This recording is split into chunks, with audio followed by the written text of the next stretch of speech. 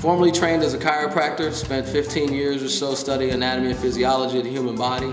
I've been studying martial arts since I can remember as a child. I've studied various forms of martial arts, everything from sports systems like Taekwondo and Tang Soo Do, sports systems like Gracie Jiu-Jitsu, sports systems like Muay Thai. I've studied Jeet Kune Do under Sifu Eddie Camden, who's under Danny and the Santo family, for about 7 years. Sifu Steve Broman as well. Grandmaster Sijo Abdul Mutakabir, who's under the Sanukas Ryu, Dr. Moses Powell. I say that and say at the same time that although I give great credit and thanks to all these individuals for helping guide me to where we are today, I do not train people in Jeet Kune Do. I do not train people directly in what's called Muay Thai. I do not train people in Gracie Jiu-Jitsu, which has become a sport. The system of combat science that we actually are training you in, Temple Combat Science, can be dumbed down, can be retarded to the point where you can use it for the sport. Temple Combat Science is practical, tactical, urban combat designed for regular civilians to be able to defend themselves against any and all aggressors.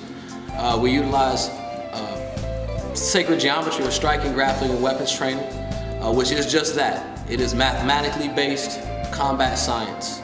There's only but so many ways that the human body can move. We utilize the range of motions that the human body has against itself. Oftentimes people think that sport fighting equates to real life combat, and it doesn't. Okay? As simple examples, a familiar shoot in Gracie Jiu-Jitsu would be going down onto one's knee and then taking the body down. If you actually try that tactic on the concrete, as one of my great Sifus bears witness to, you run a very good chance of dislocating the patella and causing your quadriceps to roll up to your thigh. The fight's over for you. So when we train people in a takedown, I'm not training you to go on your knee like you would do on a mat or on sand. I'm training you to go down low, scoop up high, never allowing the knee to contact the ground. A lot of these different sports have attained, notoriety through mixed martial arts, which I by no shape, form, or fashion am speaking against. I'm a mixed martial arts professional fighter myself. I enjoy the sport for what it is, but it is a sport, okay? If I may, so if someone was trying to go down and shoot on me, go low, like go and shoot, okay? In the sport, I'm not allowed to strike him to the back of the head, okay?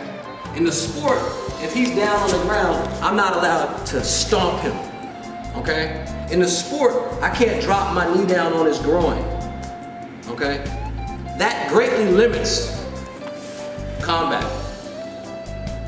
It works in the advantage of the grappler and to the disadvantage of a combat scientist, because we have to take techniques away that we would naturally utilize.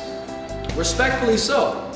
In the cage, you wouldn't last long getting kneed in the back of the head, getting stomped to the skull.